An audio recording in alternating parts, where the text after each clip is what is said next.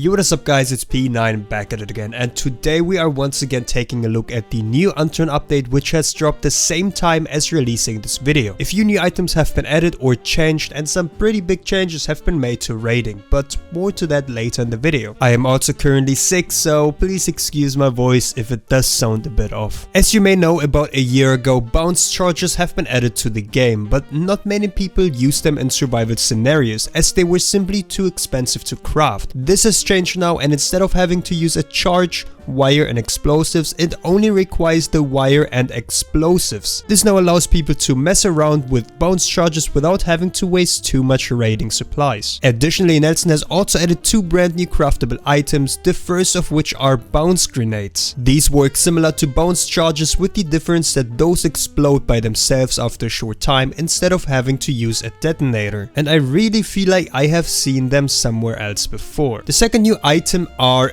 impact absorbing boots. Now obviously when falling from a great height there is fall damage, which makes both the bounce charge and bounce grenades not as useful as they could be. But by sacrificing cargo pants, 4 wire and 2 cans, it is now possible to craft these, which will absorb 95% of all fall damage, which is crazy. I personally have suggested for metal plates to be removed as a whole for a long time now, but instead of them being removed, Nelson has come up with something better. All the metal plates have been made vulnerable to any weapon now, meaning that you can use any gun to destroy metal plates from now on. Normal metal base items like walls, floors, roofs, and so on are obviously still protected from low caliber, meaning you can't just destroy them easily, but this will definitely change building bases in towns and make them less worth so. Additionally, the server option that was added in the last update, which disabled any plates to be placed by default, has now been set to true, meaning that from now on the default setting for all servers is that plates can be placed. The next change may not seem like a big deal for some, but honestly this is a massive change to Unturned and its raiding meta. The precision charge damage against barricades and structures have been doubled, and for those of you that don't know what precision charges are, they basically only deal damage to whatever item you place it on, so it doesn't do any splash damage like for the normal charges. Now I do want to quickly add that the precision charges don't actually only damage what you place it on. As you can see, for example here, if I try to place it between two walls, it doesn't work because the center of the wall is too far away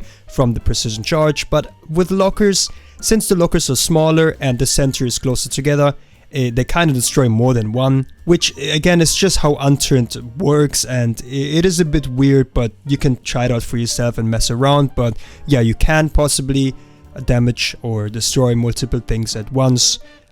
Probably not walls, floors, roofs, or anything like that though. Previously these were super niche and they could only be useful in very few scenarios, but now with the damage being doubled but the crafting recipe being kept the same, they can be used so much more strategical. I did go out of my way and created a little spreadsheet to see how much damage each of the raiding items now does, as well as the HP of all the relevant structures and barricades. If you guys do want to use the spreadsheet for yourself, you'll find a link to it in the description. I will try to keep this updated for the future updates as well, so if you ever find anything missing, feel free to join my Discord and letting me know so I can quickly update it as well. There is now support for so-called server codes and fake IP, and without becoming too technical about this, these features have basically been added to help players which like to host their own local server and for example allow to run them without port forwarding or sharing their own IP, which, you know, can be dangerous. So if you have a good computer and want to host a server for you and your friends to play on,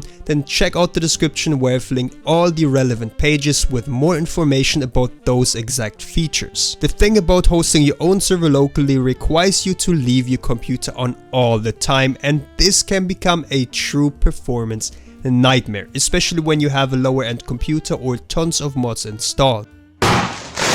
And this is the reason there is host companies that let you rent servers for a small amount of money every month for them to run it for you, such as Pine Hosting, which is my sponsor of today's video. And before I tell you more about Pine Hosting itself, let me quickly get into the giveaway they are hosting right now. Pine Hosting is giving away a brand new Xbox Series X or PlayStation 5. There is many different ways to enter the competition, and more tasks you complete, the higher chance of winning you get, from joining the Discord server to purchasing a server. And if you do manage to complete all the entry tasks they offer, you gain additionally 50 entries to increase your chances even more. If you want to check the giveaway out, visit pine.host/giveaway or check my video description for the link. But if you are not into giveaways, there is still a lot Pine Hosting offers regardless. If you are, for example, tired of admins abusing on servers, or simply not finding a server with your dream configuration, Pine Hosting's high performance service and user-friendly features make it super easy even for newcomers to manage their servers, for example by allowing to simply install plugins and mods through their panel within only a few clicks. Their servers offered all across the globe, ensuring that it comes down to your choice where you want to host your server in. Every server has DDoS protection, which prevents malicious attacks against your server, because the last thing you want is not being able to play on them after all. And the best part is that you can get all of that for a very affordable price, and if all of this was still not enough, then you can get 30% off by using my code PANDA at checkout. Thank you Pine Hosting for sponsoring this video, and now let's get back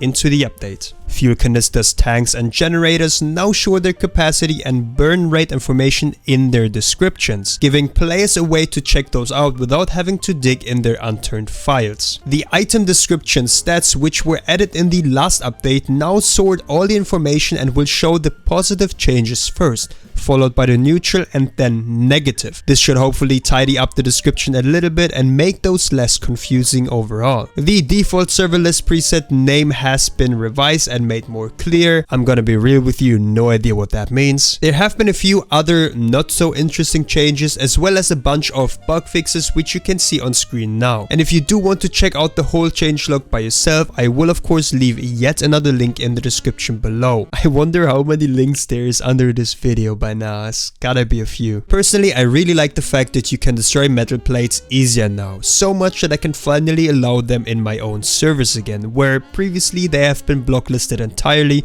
due to simply being overpowered in my opinion. 2 metal scrap and you can basically grief someone's base forever until they decide to use very valuable raiding gear to remove those again. The bounce grenade and impact absorbing boots are something that I don't think anyone necessarily needed, but something definitely interesting, and I am really excited to see how they are going to play out in a survival scenario. I guess only time will tell. The bounce charge crafting recipe change was really good and made sense, as well as the precision charge actually being useful for once. It will give players a proper choice now on how to go about raids, rather than just trying to blow up 4 walls or roofs at a time until you eventually hit the core. Overall, Nelson W in this update once again improves vanilla gameplay, which is the core of the game.